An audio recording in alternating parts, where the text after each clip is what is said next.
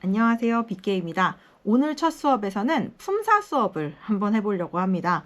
영어에서 정말 중요한 것들이 많은데 제가 이제 유튜브에서 처음으로 영어 수업을 하면서 품사를 첫 수업으로 결정을 한 것은 아무래도 언어에서는 단어가 중요하기 때문인데요. 그 어떤 언어를 배워도 사실 문법을 백날 잘해도 뭐를 백날 잘해도 단어가 정말 중요하기 때문이에요. 진짜 단어는 그만큼 중요합니다. 왜냐하면 이게 서로 또 대화를 하는 데 있어서도 그렇고 단어 하나 정말 잘못 알면은 진짜 의미 완전 전달 잘못되는 거 아시죠? 근데 되게 비슷하게 생긴 단어들도 많아서 단어를 항상 좀 조심해서 외워야 된다라는 생각이 드는데요. 물론 우리가 어떻게든 사람이 살아가는 데 있어서 회화를 할 때 어떻게든 표현을 하고 어떻게든 서로 소통만 한다면은 뭐 알아들을 수 있고, 또 요즘 파파고라든가 또 갤럭시 S24 시리즈 장난 아니잖아요. 다 이렇게 번역이 되지만 아시죠? 가끔씩 번역 진짜 잘못되면 말 이상하게 나오는 거. 그래서 정확한 문법에 정확한 한국말 표현을 쓰지 않는 이상 이게 번역이 또 제대로 되지 않거든요. 그래서 저는 내가 진짜 알고 있는 단어를 정확하게 사용하는 게 중요하다라고 생각하기 때문에 단어 공부의 중요성을 항상 강조를 하는데요. 이 품사 같은 경우에도 정확히 알고 사용하면은 정말 좋은 것 같아서 제가 이제 품사를 이제 처음에 첫 수업으로 이렇게 선정을 하게 되었습니다. 영어에는 팔품사가 있죠. 근데 이제 제가 팔품사를 항상 아이들에게 전체적으로 먼저 설명을 하고 수업을 들어가기는 해요. 왜냐면 결국에는 이거를 세분화해서 배우는 것 뿐이지 팔품사를 모르는 상태에서 수업을 진행할 수는 없거든요. 근데 이제 그 부분은 있습니다. 만약에 여러분들이 회화를 공부하시는 거고 누군가와 같이 소통을 하기 위해서 영어 공부를 하시는 거라면 영어에는 영변화라는 것이 있어요. 그래서 이게 참 특이한 것이 좀 명사를 동사화해서 쓰는 그런 단어들이 좀 있습니다. 그래서 이제 실제 단어들 중에도 명사랑 동사랑 똑같이 생긴 단어들이 있어요. 그러니까 뭐 예를 들어 뭐 water이라는 단어가 있으면 근데 물을 주다 이렇게 해서 쓰이기도 하고, 혹은 video라고 하면 이제 비디오는 영상이잖아요. 근데 이제 비디오를 찍다라는 표현으로 해서 이제 동사로도 쓰기도 합니다. 그래서 water 같은 경우에는 꼭 물이 아니라 I watered my plant this morning 하면 나는 오늘 아침에 내 식물에게 물을 줬어 라는 표현으로도 쓸 수 있는 거고요. 요즘 이제 신조어 같은 경우는 이런 경우도 있어요. 예를 들어 if you don't know it, you can Google it. 너 그거 모르겠으면 구글에서 검색해도 돼 라는 말이죠. 근데 이제 보통 우리가 생각한다면 you can search it in Google, 혹은 you can find it in Google 이라고 할 수도 있겠지만, 구글이란 말 자체를 동사로 쓴 거예요. 이 외에도 she friended me on Facebook, 그녀가 나를 페이스북에서 친구로 더해 넣었어, 이런 식으로 해서 friend란 단어를 동사로 쓰기도 해요. 우리가 알고 있는 friend는 정말 명백히 명사잖아요. 그래서 이제 요런 정말 여러 가지 명사들을 동사화해서 쓰기 때문에 꼭 이거를 틀에 갇혀서 생각할 건 아닌 것 같아요. 굉장히 유도리 있어야 되는 언어예요. 영어는 꽉 막히고 딱 정해지고 이런 언어가 아니거든요. 그래서 사실 저는 학생들에게 영어를 가르치면서도 내가 지금 이 꽉 막힌 언어를 왜 이렇게 가르치고 있을까라는 생각이 들어요. 왜냐면 정말 그런 언어가 아니거든요. 그럼 이렇게 팔품사 수업을 이제 진짜 본격적으로 한번 시작을 해보려고 하는데요. 첫 팔품사 수업은 바로 명사입니다. 보통 명사부터 하죠. 제가 학생들에게 얘들아 명사가 뭐지 하면 이제 다른 학원 보통 다녔던 친구들은 와서 저한테 딱 그래요. 선생님 이름이요. 이름 붙일 수 있는 애잖아요. 되게 당당하게 얘기를 해요. 이게 아는 거. 근데 물론 명사의 명자가 이름 명자가 맞아요. 이름을 붙일 수 있는 아이입니다. 그래서 저도 정확히 얘기할 때는 이름을 붙일 수 있는 사람, 사물, 동물, 그리고 장소 같은 것들을 얘기를 해요. 그래서 이제 이 안에서 만약에 나누면 좀 크게 나눴을 땐 셀 수 있는 명사, 셀 수 없는 명사 이렇게 나누기도 하고요. 이 셀 수 있는 명사 같은 경우는 보통 명사와 집합 명사, 그리고 셀 수 없는 거는 물질 명사, 그리고 이제 추상명사, 고유명사 이렇게 나눠주게 되죠. 여기에서의 이제 상세한 예들은 제가 이제 명사 수업에서 다시 더 자세하게 알려드릴 예정인데요. 간략하게만 말씀드리자면 정말 보통 명사들은 진짜 보통 셀 수 있는 것들, 예를 들어 컵, 핸드폰, 혹은 사람 이런 것들을 얘기하는 거고, 집합명사는 가족, 팀, 수업, 교실 친구들 이런 것들을 얘기를 하고요. 혹은 이제 추상명사는 눈에 보이지 않는 것들, 사랑, 지식, 정보 이런 것들이 될 수 있고요. 그리고 이제 고유명사는 뭐 한국, 그리고 뭐 빗개, 뭐 그런 유튜브 뭐 이런 것들이 이제 고유명사가 될 수 있고요. 그리고 이제 여기에서 또 하나 있는 것이 물질명사. 우리가 아무리 나눠도 셀 수 없는 단위로만 셀 수 있는 물, 그리고 뭐 설탕, 뭐 소금, 뭐 이런 것들 다양하게 있어요. 정말 너무나도 많기 때문에 이건 따로 명사 수업에서 진행하도록 하겠습니다. 네, 근데 제가 사실 명사를 그냥 와서 명사는 이름이요 라고 하면 별로 안 좋아해요. 왜냐면 맞긴 맞아요. 이름을 붙일 수 있는 애들인 건 맞는데 이 영어를 좀 더 깊이 배우다 보면은 나중에 명사로 쓰이는 애들이 꼭 이 아이들만 있는 게 아니거든요. 명사로 쓰일 수 있는 건 이 아이들 외에도 명사구와 명사절이 더 있습니다. 명사구에서는 투부정사와 동명사가 있고요. 투부정사의 경우에는 투부정사 중에서도 명사적 용법, 그리고 동명사는 동사를 명사화한 아이죠. ing로 쓰이는 아이. 그리고 또 하나가 이제 바로 명사절인데, 명사절의 경우에는 말 그대로 절, 문장이죠. 문장이 명사로 쓰였을 때예요. 대절, 의문사절, 그리고 뭐 관계대명사절, 요런 아이들이 있죠. 그래서 이런 아이들을 가지고 명사로 쓰는 경우가 있기 때문에 정확히 명사과로 나눈다면은 영어 공부를 좀 했을 때 이런 하나하나의 단어들 외에도 명사구와 그리고 또 명사절도 있다라는 것을 알고 있으면 더 좋을 것 같습니다. 명사는 문장에서 무엇으로 쓰일까요? 바로 주어, 목적어, 보어로 쓰이고 있죠. 이거에 관련된 것도 이제 나중에 오형식이라는 아이를 공부하면서 다시 한번 설명해 드릴 예정입니다. 제가 대명사 수업할 때마다 정말 묻는 일이 한 번씩 있는데요. 학생들에게 이제 제가 대명사, 이런 품사가 다 한자어라고 했잖아요. 자, 이쯤 되면 이제 눈치채셨죠? 대명사는 무슨 한자일까요? 라고 하면 꼭 큰 대자 말하는 친구들이 있습니다. 아니죠. 네, 대자는 대신하다의 대자예요. 그래서 이 명사를 대신해서 쓰는 아이들이 대명사예요. 그래서 보통은 이제 she, he 이런 것들 많이 떠올리실 건데요. 대명사 같은 경우는 크게 나눴을 때 인칭대명사, 소유대명사, 그리고 이제 제기대명사도 있고요. 여기에서 또 나눠지는 것이 지시대명사와 또 부정대명사까지 있습니다. 정말 종류가 생각보다 많아요. 그래서 사실 저는 이제 이거를 표로 나눠서 보기는 하는데요. 특히 인칭대명사 같은 경우는 기초로 좀 외워주시는 것이 아무래도 좋아요. 왜냐면 뭐 물론 당연히 뜻은 알겠지만 가끔씩 이제 주격 목적격을 헷갈려서 말씀하시는 이렇게 경우가 굉장히 많아요. 예를 들어 I를 써야 되는데 me로 쓴다던가 뭐 그런 경우도 좀 있어서 인칭대명사는 의미적으로 봤을 때 뭐 주격은 은는이가 우리가 이제 주어로 쓰는 형태라는 거, 그리고 목적어는 을을에게, 너를, 뭐 너에게, 뭐 이런 식으로 쓰이는 것들을 좀 기억하시면서 단어를 외워주시면 좋겠어요. 제가 이렇게 표를 만들어 놨는데 한번 공부를 하고 싶으시다면 좀 빈칸으로 좀 만들어 보시고 직접 채워 넣는 거 공부를 해보시는 것도 추천을 드리고 싶습니다. 소유격과 소유대명사는 두 개가 달라요. 소유격은 뒤에 명사가 나와야 돼요. 예를 들어서 소유격은, 그러니까 예를 들어 나의 여기까지예요. 그러니까 my 혼자 나올 수가 없어요. 그러니까 예를 들어 나의 핸드폰 하면 이제 my phone 해서 my가 이제 한 다음에 명사가 나와야 되잖아요. 근데 이제 mine 해서 소유대명사 같은 경우는 내 거라고 해서 뒤에 mine 다음에 명사가 나오지 않아요. This phone is mine. This is my phone. 이렇게 해서 my와 mine의 차이가 좀 있기 때문에 이 부분을 좀 구별을 해주셔야 된다라는 부분이 좀 있고요. 제기대명사 같은 경우는 쓰임이 좀 다양해요. 제기용법도 있고 강조용법도 있고 또 이 안에서 또 다르게 쓰이는 관용 어구들이 있기 때문에 이 부분은 또 나중에 대명사 수업할 때 한 번 더 알려드릴 거고요. 그리고 이제 지시대명사는 간단해요. 별거 없습니다. this, that, these, those밖에 없어요. this는 이것, these는 이것들, that은 저것, those는 저것들. 이 단어 뜻들만 외우시면 되겠고요. 그리고 이제 마지막 부정대명사죠. 부정대명사 같은 경우에는 정해지지 않은 것들을 얘기하는 거예요. 그래서 나중에 대명사 할 때 다시 한번 설명드리겠지만 우리가 이제 정해지지 않은 하나를 얘기할 때는 보통 one, 뭐 약간의 것들을 얘기할 때는 some, 뭐 대부분의 것들은 뭐 most, 뭐 각각은 each, 뭐 요런 식으로 뭐 any 요런 아이들을 붙일 때 쓰는 것들이 바로 부정대명사입니다. 그러니까 정해지지 않은 거 얘기하는 게 부정대명사예요. 그래서 이 부분도 다음에 대명사 부분에서 다시 한번 설명해 드리겠습니다.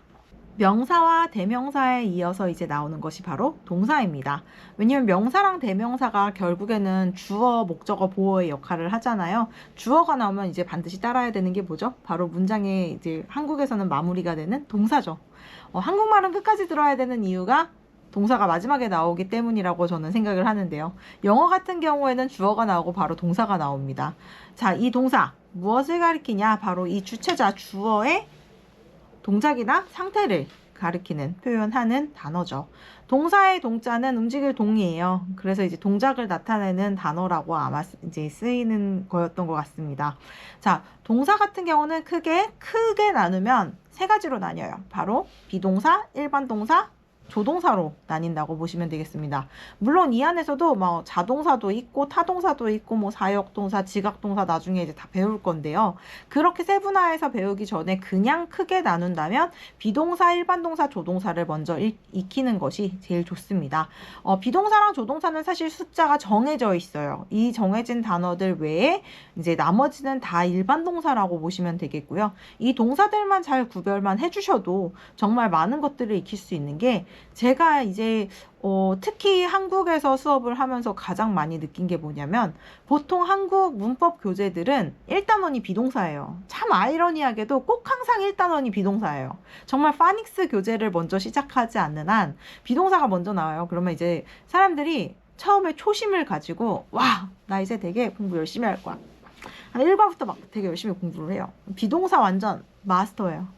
진짜 막 MR이즈 막 최고야. 막 과거형 was were 대박. 막 나 비동사 겁나 잘해. 나 영어 되게 잘하는 것 같아.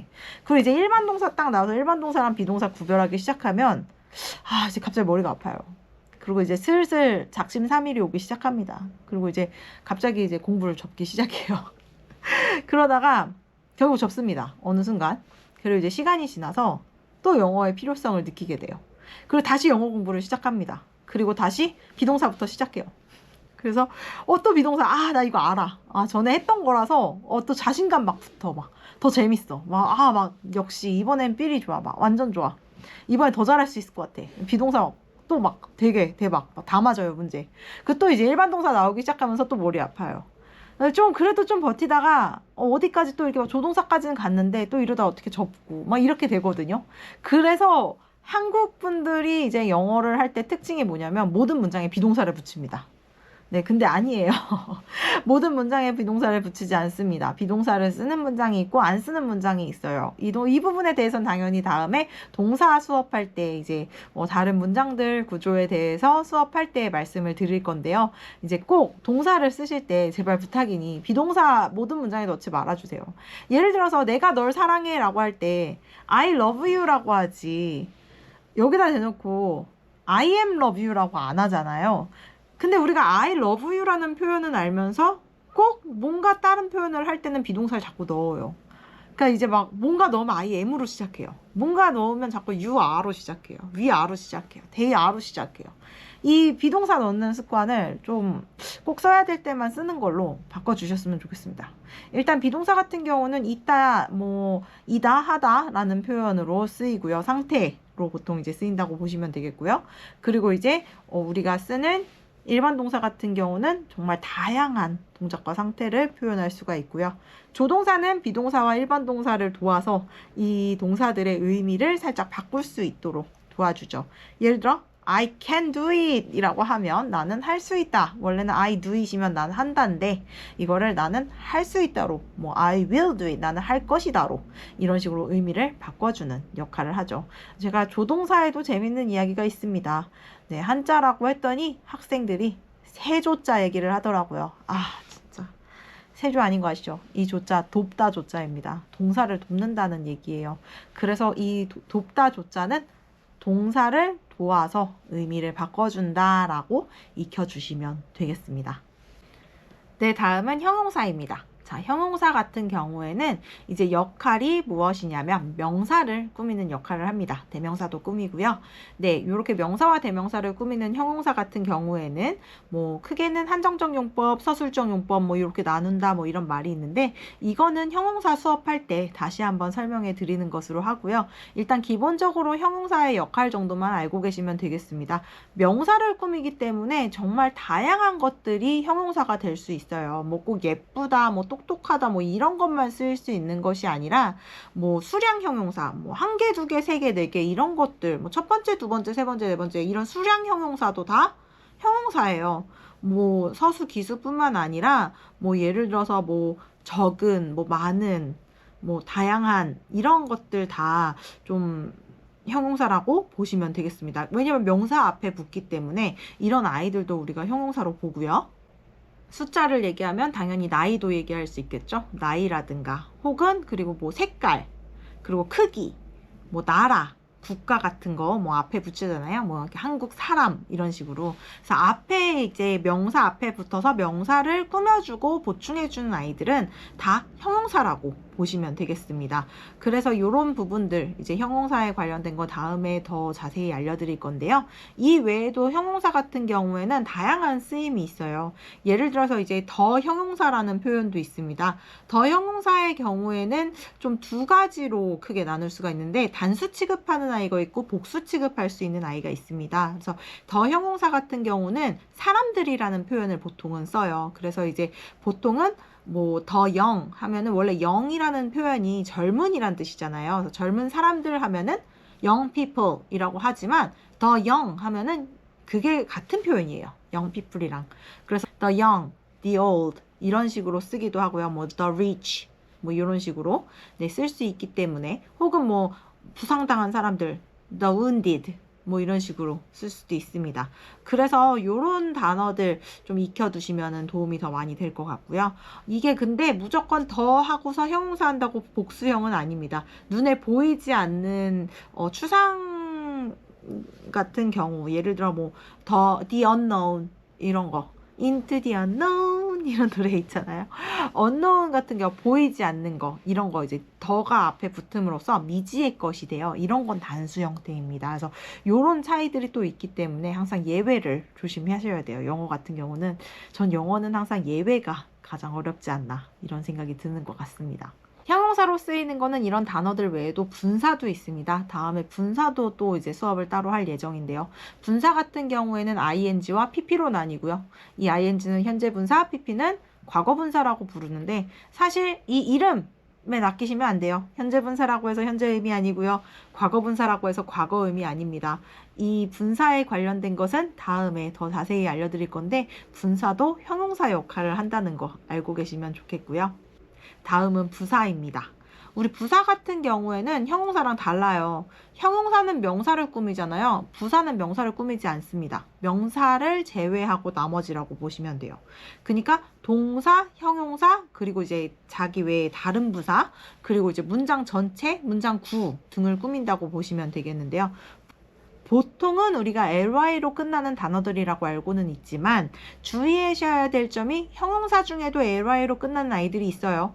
예를 들어 뭐 friendly라든가 뭐 early 뭐 이런 아이들도 형용사이기 때문에 그 아이들과 헷갈리시면 안 되고요. ly가 안 붙는 부사들도 있습니다. 그래서 부사 같은 경우에는 형용사와 똑같이 생긴 아이들도 있고요.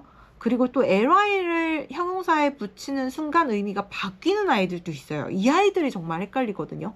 잘못 쓰면은 뜻이 완전히 달라지기 때문에 요거 정말 조심하셔야 되는데 제가 대표적으로 이제 보통 학생들한테 얘기하는 게 바로 hard예요. hard라는 단어가 뭐 단단한, 딱딱한, 그리고 뭐 어려운 이런 뜻이 있잖아요. 뭐 열심히 하는 이런 뜻도 있고요.